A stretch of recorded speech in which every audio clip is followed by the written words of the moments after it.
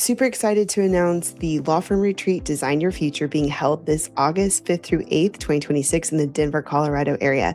Teaming up with Law Firm Architects, Power Strategy Group, we're going to be having an amazing opportunity for up to 15 firms to work on the business, not in the business. Find out more at powerstrategygroup.com. Rules-based logic is you can describe it in a set of words. It's if this happens, then I'm going to do this inside of my document. Whereas I'm going to contrast that with generative AI. Generative AI is not rules-based. It is coming up with what it's going to draft, and it could be different every time. It might be substantially similar every time, but if you ask it to draft, let's say an NDA, it's going to draft you something slightly different every single time. Whereas rules-based logic, and you say, my client's name is this, they have, this is the term that I want. This is the risk level that I want. It's always going to generate exactly in the same way. So welcome back, everyone. I'm your host, Ruby Powers with Power Up Your Practice. And today I have Dorna Moini, the CEO and founder of Gavel. It's a complete automation suite for lawyers, offering Gavel workflows for rules-based document automation, and Gavel Exec, a generative AI assistant built into Microsoft Word. She's a former Sidley Austin attorney turned legal tech entrepreneurs. We love those legal tech entrepreneurs, don't we, on this show? And she built Gavel after working with legal aid organizations to help domestic violence survivors navigate the legal system. And she taught the Legal Innovations Lab at USC Law School and has been named an ABA Legal Rebel and Fastcase 50 honoree. So welcome to the show, Dorna. Great to have you. Thank you so much for having me, Ruby. It's great to be here. Yeah. So you came recommended to be on, and I feel like we've probably, I don't know if we've seen each other at something, but maybe never been introduced or said hi or something like that, because we probably have been at some of the same things at the same time. Yeah, all the different legal tech conferences and all the same social media channels and comment boxes. Right. But a lot of so much great value. So let's see, where do we start? I mean, maybe just give us a little idea more about what Gavel is, and then and we'll go from there. Absolutely. Yeah. So I'll give you a little background on sort of how I started Gavel and where it is now. When I started Gavel, as you mentioned, I was at a law firm and I wanted to solve a very particular need for some of my pro bono clients. And so I built a tool that was sort of like a TurboTax, but not for tax, for domestic violence law. And it was automated system that would take people from beginning to end on everything that they needed to answer for a domestic violence restraining order and all the documents that they would need for that matter. When we launched that, we got a ton of traction for it from not only the community that we were trying to provide this to, which was the legal aid customers and the consumers, but also from other attorneys who were telling us, I want to build something like what you built, but for my own area of law and my own jurisdiction. And so what we did, this was, in the early days, we started hearing from these other attorneys that they wanted to build automation. And so we decided to build the software platform for automation. And this was about 5 years ago. So there wasn't really AI in the way that we have AI today. It was pure rules-based automation. And we still believe very strongly in that. And I know we'll talk about that a little bit, but it was pure rules-based automation, which means you are building out conditional logic to tell the system how you want documents to generate in a legal matter based on what inputs you have from the client and about the client's information. So we launched that. That's a product that we still have at Gavel called Gavel Workflows. And then about a year ago, we started hearing from a lot of our customers who are all of our customers are legal professionals. So we either in-house or at law firms. And our customers started saying, we want to use Gavel workflows for the first draft, but then we also need something to help us negotiate, redline, draft sections of clauses that we've never seen before, help us ideate. And that was why we built a second tool, a second product as part of our suite, which is called Gavel Exec. And Gavel Exec is a Microsoft Word add-in that is an assistant for you in all of what I just described. So contract review, redlining, running playbooks, and even drafting from scratch and sort of ideating with you. So that we are really the Oh, complete automation suite. okay. So for those who might not know what you mean by the rules-based aspect of, you were saying rules-based, prioritizing the rules-based precision. Like what, can you give examples? Like we sort of mentioned like if then do this, that, but like give like examples in a practical sense in you're creating a rules-based system. Yeah, definitely. So um, you described the if then, if this, then that. So rules based logic is you can describe it in a set of words. It's if this happens, then I'm going to do this inside of my document. Whereas I'm going to contrast that with generative AI. Generative AI is not rules based, it is coming up with what it's going to draft, and it could be different every time. It might be substantially similar in every time, but if you ask it to draft, let's say an NDA, it's going to draft you something slightly different every single time. Whereas rules-based logic, when you say my client's name is this, they have, this is the term that I want, this is the risk level that I want, it's always going to generate exactly in the same way. So let me give you some slightly more concrete examples. Estate planning. A lot of the documents that you're generating for the first draft of an estate plan are based on templates that you have. And you may want to build automation for those, and when you do, it's going to lead to the same documents. If a client has the same circumstances as another client, the documents are going to look exactly the same. So you might be asking many, many, many questions, but some of them might be, what's the client's name? What's their spouse's name? What's their income? Give me all the names of all the information about all their assets. Who are the executors? Trustees. All of that information is being gathered, and it's going to go into different slots inside of the document, and it's going to lead to conditional logic. So you might be saying, if they live in California, then remove this paragraph from the document every single time. So that's rules-based logic. So then, what are some of the other? So you could pretty much use this rules-based logic form creation for almost probably any case type of practice of law. It's just a matter of setting it up the way you need it and really just sort of thinking through it in advance. Exactly. And I would say that there are probably certain areas of law that are much more ripe for rules-based automation versus a generative AI. So, we talked about estate planning, or let's say family law.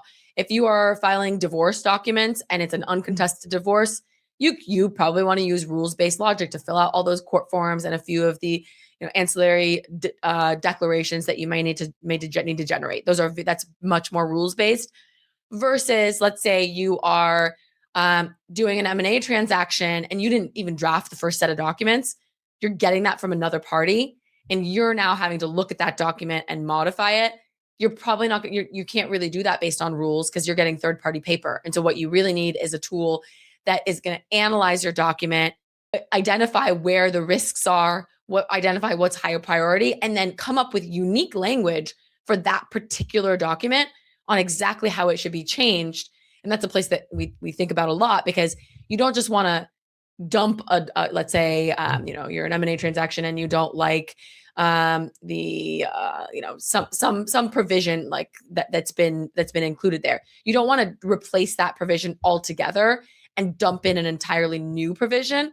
What you want to do is very surgically redline that document to have the highest chance of getting that across the table and getting it signed. So that's another reason why rules-based logic doesn't work there. Okay. Well, so that sounds like you found a way to sort of marriage the two between the rules base with the AI with your most latest tool, and sort of you can switch to whichever one makes the most sense where you are in the process. This episode is sponsored by Candle AI, the legal email assistant that helps legal teams spend less time on client emails.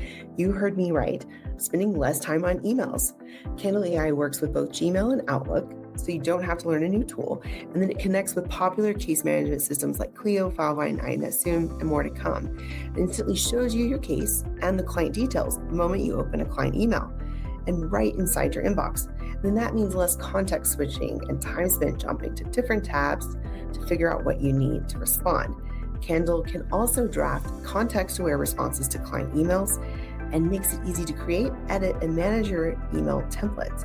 If you want to save time and take back control of your inbox, check out Candle AI. I highly suggest it. Yes.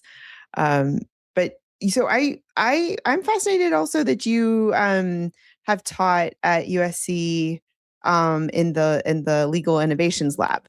What are I mean what I guess what were some of those aha moments that your students had? What did you learn from teaching, and what are some of your sort of like takeaways of where the next generation is? Yeah, great question. So that was a fabulous time. So I started the Legal Innovations Lab course at USC School of Law, and it was sort of like a seminar session with a lot of Mhm. hands-on included. And we did this both before and after COVID. And the goal was for every week for us to be talking about a different type of technology that the students could be using, and whether it be some form of AI, whether it be some machine learning, whether it be rules-based automation, whether it be discovery tools. And so we really, I think one of the in my experience at law school, one of the best experiences I had was working in clinics where you got to have hands-on access to what you were doing in the real world, like actually writing a motion for a client.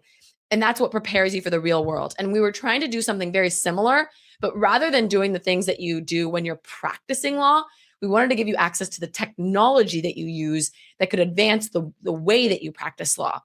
And so one of the main goal was it sort of all culminated in at the end of the class, at the end of the semester, every student had to actually have a tangible project that they present to the class. And it was interesting to see just the wide range of different types of tools and companies and um, projects that these students would come up with. So we had people building things for their landlord tools, like bots to answer a landlord. We had people doing things in the mental health space, like how do you stay, how do you sort of log your mental health and understand it better when you're in law school. So to bring building tools specifically for those communities. We had people building rules-based tools. We had people building AI tools. But I think some of those ended up continuing, and they built those tools, and they're still live, and they still live and exist in the world. And some of them didn't, and they sort of abandoned them after the project. But no matter what they did, they took that knowledge with them to the law firm. And I've had a few students come back to me and say, having this project was the best thing that I could have had for my interviews at a traditional law firm, because I'm showing them that I know where the future of the profession is going, and I can be one of the junior associates who become a leader in this organization going forward. So I think that was it's been a really fun journey. I stopped teaching there right now this semester just because time commitment, but it was a very, very fun experience. I'm an adjunct and I teach law practice management, but I love to weave technology in everything I possibly can. We actually just had the tech session panel, like, or whatever, the class last week, and I should have you come on sometime, because that's so true, to like give them, first of all, like give them this leg up on the practical usage, and then I love to hear what they're learning or what they're using at their law firms as well. It sort of gives me like this opportunity to see this a large viewpoint of what how other firms are approaching AI and technology and what they're being told. But I think with all the vibe coding and everything, right, these recent few weeks, I think it probably wouldn't be hard to build some of the things you're talking about, with just playing around and trying to experiment. But I think that's the point. It's just the more you have these skills, the more you're inquisitive, the more you know how to use it. I think that's really where we're going in the future, or even the present, is like you need to have a legal tech, or a framework or paradigm to be able to be a lawyer efficiently. And this wasn't exactly what we thought we were signing up for when we went to law school, but this is where we are. And so we have to Definitely. deal with it.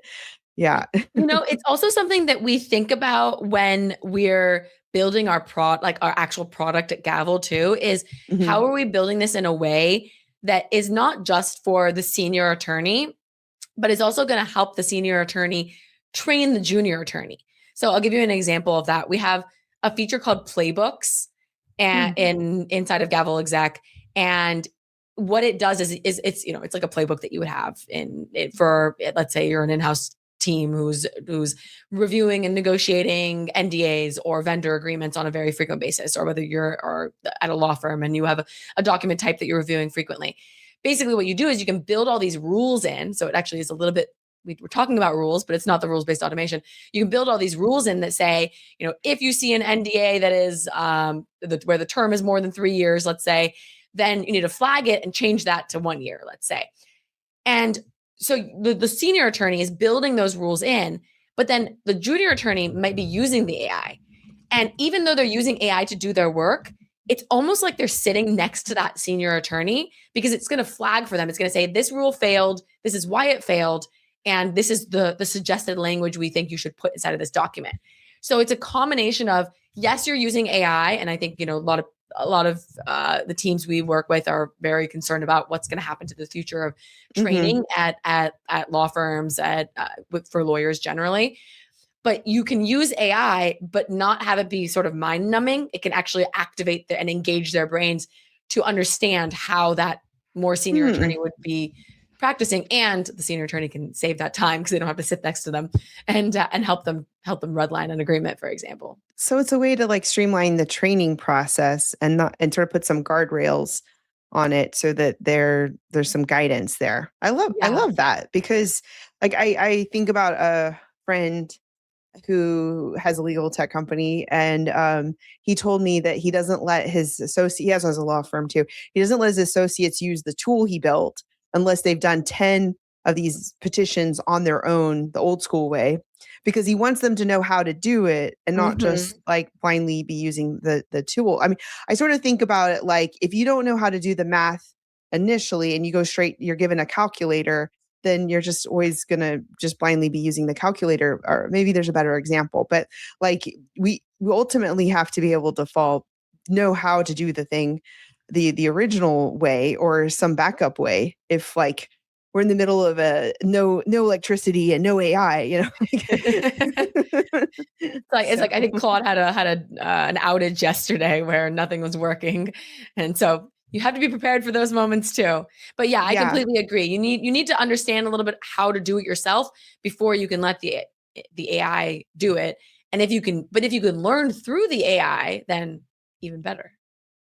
So here's another technical learning opportunity for those. Can you let us know a little bit between the difference between RAG versus fine tuning?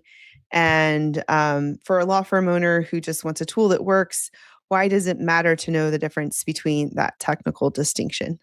Yeah. So important to know what you're buying if you're a law firm who is deciding on a variety of different tools, and what these decisions of how the AI model, the AI company has built their software, how that will play out for the future of that software that you're probably building a lot of your knowledge into. So taking a step back, here's how I would explain it. The difference between fine tuning and RAG. So fine tuning is when you take an existing AI model, like one of the frontier models, and you retrain it on a specific data set so that the model itself is actually changing. So think of it like you're sending someone to a specialty training program, and when they come back, they actually think differently because the training is baked into them.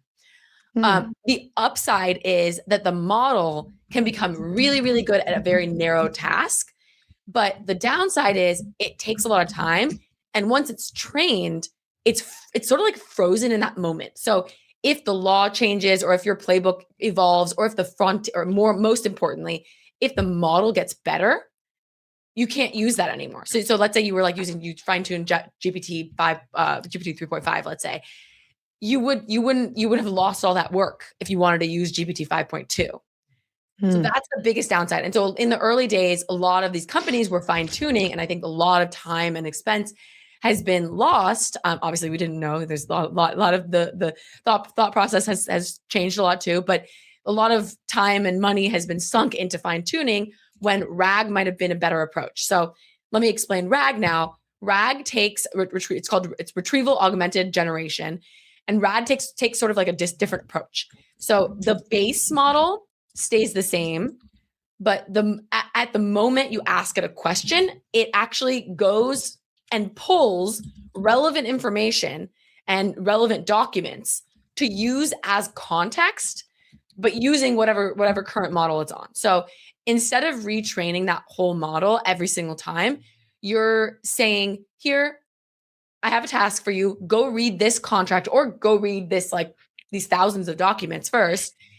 And, these playbook rules, let's say, and give me your analysis. So it's sort of smart generally, and then the documents make it smart specifically, if that Oh, makes sense. wow. Well, that does. And I think that it's good for us to know the framework of how these work. I mean, honestly, just even, I was just telling my office manager, I feel like I'm living in between two professions, practicing law and being in the law practice management with a subsection of legal tech expert. And it's exhausting living two careers at the same time, because if I go, my immigration is my primary. If over here in the law, if I go, there's constant change over there. If I go try to pay attention to what's going on over there, and then I get behind on what's Claude doing, what's ChatGPT, who's doing what over here, vibe coding and this and that. And anyway, so I think it's good to have a framework. And some of what I've realized also is I'm fascinated by some of the legal tech companies that come to the legal tech conferences, or the conferences in general, as vendors. Some of them are only a few months old. Some of the things that were built a few years ago versus what have been in the last few months, and there's different, just the different structure on how things were built and how they think in just the last few years. Because before, the technology didn't change this fast, and it was sort of easy to just set it and forget it. But like I don't know. I feel like you either have to be good at it yourself, maybe as the owner, or you need to have someone really dedicated in your firm that's keeping tabs on all your vendors and scoping out what's out there. And not everybody can have a fractional CTO, but that's what we all seem to need, I think. Totally. Yeah. So true. Yeah. I feel like every professional, whether it's legal or outside, is now finding themselves, like you said, in these multiple spaces, and they're needing to marry these. Like there was a time when law and technology were different things. And then there was a time when everyone was like, well, every lawyer needs to know a little bit about technology. Now it's just like law has to be married with technology. There's no way to practice it without having some form of technology. And I would say that's across the board. So true. And like when I was techie and a lawyer back in, like, let's say 2011, when I ran my law firm from Dubai, like that was like some, anomaly type of thing, but now it's like so commonplace. But I mean, if you want to exceed and excel in this space, because otherwise I think we're not going to be able to stay up to date with everything, and we're going to be behind. But anyway, I don't know. That's why I'm really grateful for like the ABA Tech Show and other legal tech conferences that I go to. And then like I tell others, like, watch other thought leaders, get on their Substacks, watch them on LinkedIn. I learned so much from having guests like you on my show and on the podcast, and just it's so helpful. Well, so like, if you're thinking about the future, like, how would you, I guess we're sort of transitioning into talking about that, but like, what would you tell like law students or recent grads, or just even attorneys that have been practicing for a while? What would you do now to stay on top of these things? Or how are you sort of seeing the future of legal tech? Yeah. So I think that one of the things that maybe that advice might be different for the practicing lawyer versus the student. For the student, I have two kids. And this is one of the things that I worry about the most, is the loss of the ability to have judgment and have critical thinking. And so, because that's where you as a human are going to be the most valuable. And so as you are training yourself and as you're using this technology, just make sure that you're fully understanding what you're doing and how it's taking that action, so that you know where you can fit yourself in as you progress in your career. And so you need to be able to look at a situation, weigh competing factors, and make like really good decisions and judgment calls. especially when those answers are not obvious and like where the stakes might be very real. And that's where AI is great at pattern recognition, but we still need you to be thinking really critically as a lawyer. So that's probably the main skill Yeah. that I would try to continue to develop. And that critical thinking, I think so many times people are like, why why are we seeing that less and less? I feel like So true. So true. and like sometimes I'll catch myself wanting to say, I need you to use your brain, but like, but if you say it like that, it sounds really wrong. It's so true. Yeah. I mean, it's a little bit scary how reliant some of the Mhm. younger generation has Yeah. become. I mean, they're like what we call AI native. Like we're Oh, not AI great. native. We Yeah. grew up and we just started using AI a We few were years in ago, our but we had 30s and professions. 40s and 50s when we Exactly. started. Yeah. It's But like, where were these you when you had your first email account or something like, yeah. exactly. Still remember it. Yeah. um Dancing Gummy Bear was my AIM screen name. But some of these the younger generation has never had a world in which they've done work without the ability to access Mm, AI to help them with it. And so that's where I think kids need to be comfortable with the ambiguity and that decision making, but also not be completely reliant on technology. Um, yeah, when you mentioned the kids part, I have kids too, but they're more like little teenager people. I was actually at 13, 15. I was at a teacher parent conference today, and I was talking to the teacher. I was like, I want my son to do debate because I feel like that's sort of AI proof. Like there's critical thinking, there's public speaking. Like I know that served me well being into that when I was in high school and beyond, and as a law firm owner. But I don't even know. We're talking about college and whatever, but like I don't even know what that's going to look like in a few years, or what degrees are out there, or do the profession that they're going to go into, does that exist now? Probably yeah. doesn't, but it's also about setting yourself up and these tools that you're saying and like the way of thinking. So that's Yeah, that's like you're important. saying, if you gain those skills, my kids are 2 and 4, so I'm very far from it still, but very much thinking about that. But I think when you learn how to debate, that's giving you the skills that even if you don't go become a public speaker or go become a litigator, you're still developing the skills that you can apply to anything. And I actually Right. used to I felt like that about law school. Like didn't know exactly what I was going to go do in when I was in law school and where I would end up, especially now. But I think a lot of the things that I learned in law school and the way that I learned to become an attorney, the skills still served me well. Yeah. I But I think also that's want to answer the second part of your question oh, because okay. you were Good. sort of asking, you were talking about like the the generations. Oh, I right. The actually think practicing that attorney. Yeah. yeah, so I think the practicing attorney and a lot of like managers, the Mhm. analogy that I've been sort of coming up with, and I'm trying to write an article about this, but is being the systems architect. So I was Mm. talking to my CTO, and I was asking him, how do you think about the future of coding and software engineering? Because we have seen that a lot of coding is now being done by AI. Like a lot of Mhm. a lot of stuff that would have been done by humans is now just being done completely by AI with some review by the human. And he was like, I think of myself as, and the senior engineers as system architects. And I actually think that analogy is really interesting for other professions. Like Mhm. you can still be a systems architect as a lawyer. You decide how you're using the technology, how that interplays with the individual, the humans that are working on those matters. So that's another interesting way to think about it. I think I've heard some of my friends mention that like a similar model or way of looking at it. Maybe it's doing some rounds about thinking like that, because you have to be able to see the big picture and how things are. You don't maybe need to know how it's all going to work, but you sort of like, one of the exercises we rarely do is, in an ideal world, how would you want your firm to run? Like from the initial contact to the consultation to the processing all the way to the end to conclusion.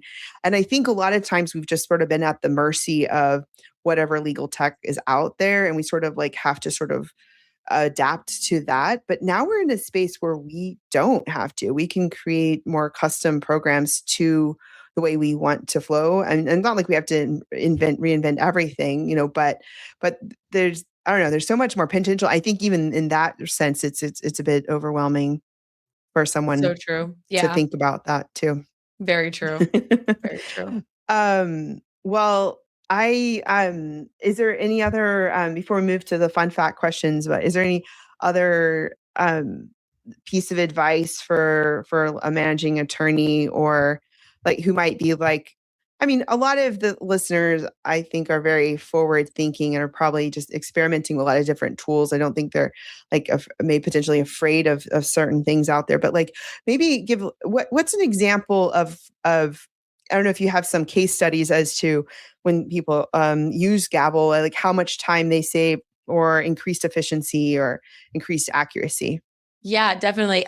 It differs between the workflows product, which is a rules-based automation. We did a study a little bit ago, and we found that people who automate complex documents save about 90% of the time that they were spending Wow. drafting those documents.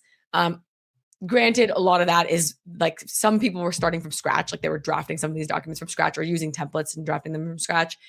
On the AI front, on our Gavel exec product, what's actually really interesting is there's definitely an efficiency component to it, but there's also a like superpower component to it. Uh-huh. Um, like let's say you are redlining a contract. Obviously, you're going to save a lot of time if all the issues you're being assisted to find those issues. You're going to have peace of mind because you know you haven't missed an issue that you might not have caught when reading the contract on your own.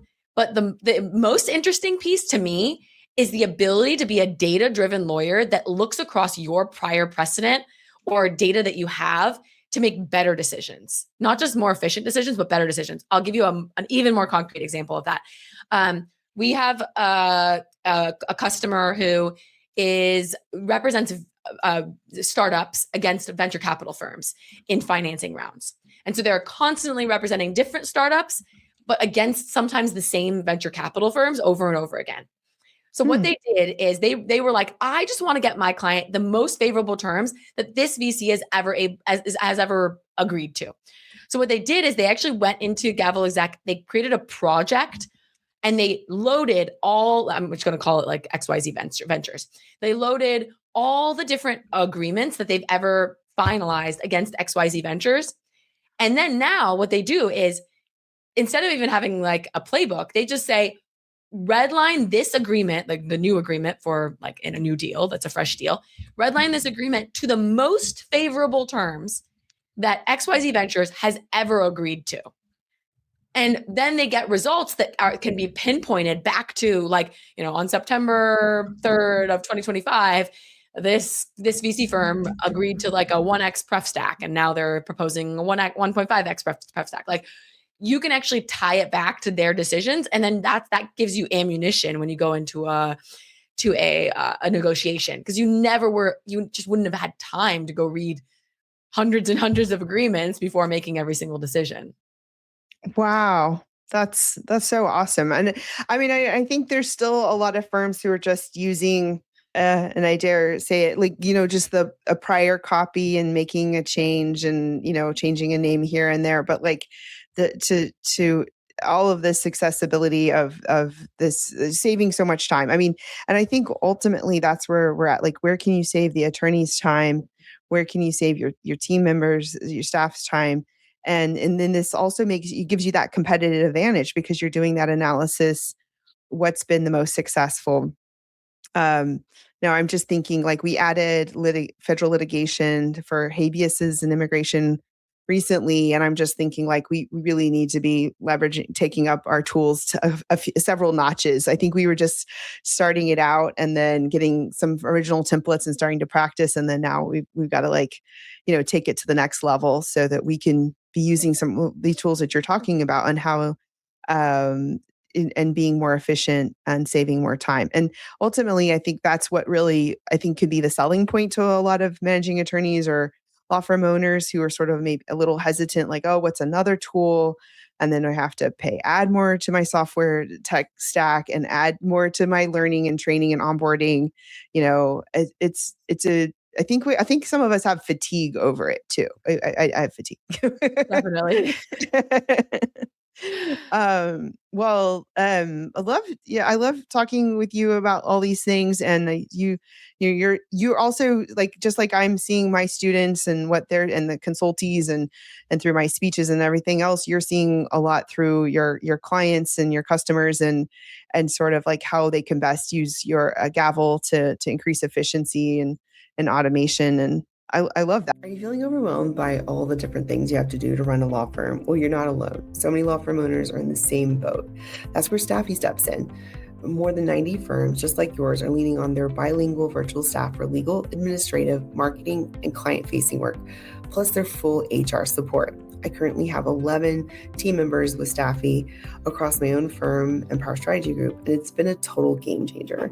Schedule a free initial consultation at staffy.cc, that's STAFI.cc, and use the code RUBY, RUBY, for $500 off. Well, I think it's time to move over to our fun fact questions. So what would you say is your favorite board game or card game? All right. So I was thinking about this because you gave me these questions just a few minutes before we started. And I was like, what? I haven't played board games in a while. Board game, Count Your Chickens. So it is a kid's board game, and I play with my 4-year-old. And the whole point of the game is it's a cooperative game. So it's not like one person wins. It's a cooperative game where if you get all the little chickies back to their coop, then you both win. But you're working to count and get all the baby chicks back to their coop. And the reason I think it translates well to what I do in running a company, and probably many of your listeners do in managing and running their own work, is when you're playing with little kids, nobody follows the rules. And so they're just like grabbing chicks, like spinning the spinner twice, not counting the right way.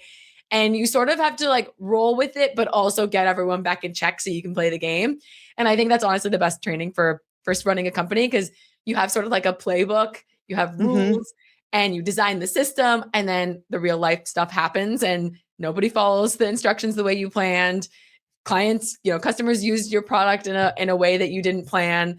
The market shifts dramatically, and you have to be patient, you have to be flexible, and you have to make sure that everyone is on the same page and just like laser focused at what your North Star is. I think I'm seeing more, maybe it's because that's what I'm looking for, more articles about how you should teach your kids board games and it helps them in life.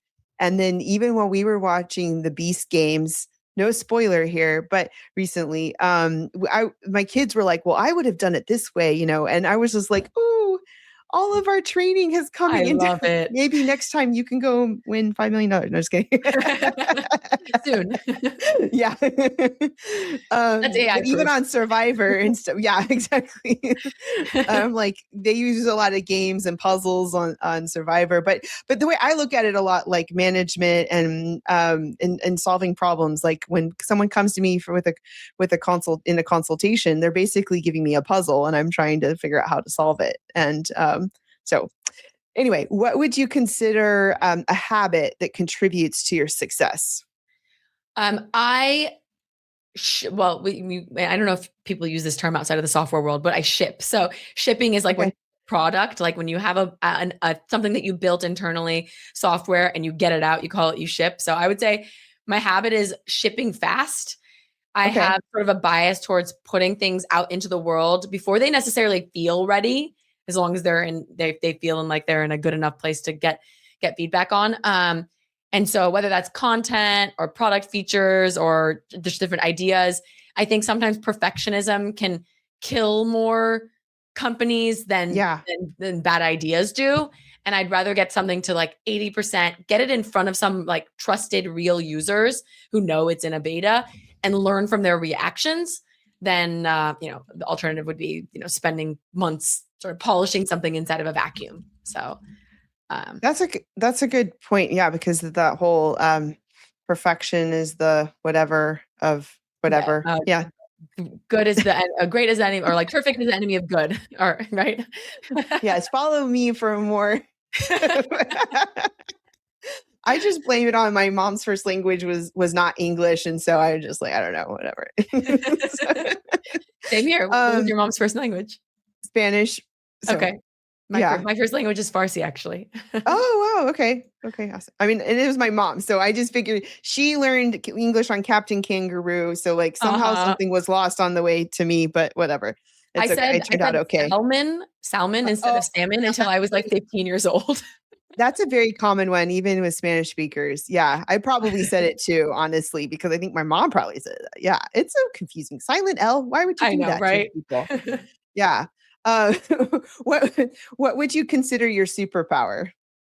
Um, I would say that I am sort of like a Jane of all trades, might you say. I am not like the best at any of the things that we do at our company, but I'm pretty good at everything. And I really try to understand every single function. So when I started the company, there were so many things that needed to be done. I needed to learn how to do sales and product and some, speaking and what else? I'm like looking at my like to-do list of like what all the different functions I have, all the different hats that you have to wear as a founder.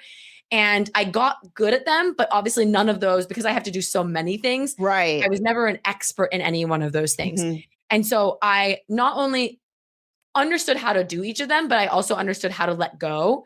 And when it was the right time to bring in someone who was an expert in that area, like someone who's a marketing expert, someone who's a sales expert, someone who's the best at customer success, and have them take that over. But having that initial knowledge helps me interact with all of my different executives in the right way. Yeah, I feel like I'm that way too. And then it's sort of exhausting when you have to feel like you have to go deeper, but it's a skill to be good enough in a lot of different things and be able to bounce back between them all. So I like that. The Jane of all. Yeah. Okay. What would be a book or a podcast you would highly recommend? Right now, I'm really liking, well, book, I would say there's a book called The Coming Wave, and Hmm. it's about AI, but it also talks about how AI, it actually talks about a lot of like the positive aspects of how AI could help us with synthetic biology and curing diseases and all, Hmm. and how it'll impact, the regular workforce as well. I think that's a good primer and like pretty current on what we can expect more broadly. On podcasts, I'll also just stay in the AI arena. I think it's called How I AI. It's a girl named Oh. Claire Vo, and Uh-huh. she just has people who she brings on who show like what they've done with AI recently. And it's not all legal field. I don't actually know if she's done any in the legal field, but it's really interesting, and you can sort of take parallels on how you can apply that back to your own legal work. With Brooke Grammar, I think. No, it's Claire Vo, and maybe I'm getting Oh, the name of okay. the Oh, yeah. How I How I AI. AI. Heard of It's it. like an offshoot of the Cool. Lenny's newsletter podcast. Oh, Yeah, interesting. Okay. yeah. Yeah, someone mentioned that the Lenny's Oh, newsletter they did? and Okay. on this answer, yeah, in the Oh, past. So amazing. yeah, this is I'm secretly gathering a lot of intel from by asking these questions. I'm You're like gonna have looking up so much games and content to catch up website on. yeah. It's why I don't watch Well, TV, because there's every time yeah. you go to dinner with someone, there's a new show that you need to watch, and I'm like, I can't add more to my list. Well, honestly, it's really hard when you're a busy mom, entrepreneur person, like in the legal tech space to watch TV, I can imagine. Definitely, I definitely. just binge every once in a while and then I don't have time for that. Yeah, So, exactly. well, how can people find you, Dorna, and stay in touch and reach out? Yes. So I am Dorna _@ Gavel on pretty much all social channels. And I actually also do some social content where I do like 1-minute videos on how lawyers are using tech. So you can find me on basically every different social channel. And my name is Dorna Moini. So look me up there. Awesome. There's not a lot of us. Well, it's yeah. It's been a pleasure having you on, and we'll definitely have to stay in touch and see what you're up to and what Gavel's up to, and upcoming conferences and things like that. But thank you for joining us today, and thanks everyone for listening. We've got a lot of exciting things coming up in the coming year with a retreat in August in Colorado, and a lot more information about that and the book, Power Up Your Practice. So thanks so much for listening, and we'll see you next time. Take care. Thank you for tuning in to Power Up Your Practice. I'm Ruby Powers, and it's been a pleasure sharing this time with you. We love your reviews, so if you enjoyed today's episode, please leave us one and share this podcast with someone else so that they can know what you've been learning on our show. And make sure to check out the Power Up Your Practice book. It's available in paperback and Kindle on Amazon. It's packed with 25 chapters of strategies to grow and streamline your firm.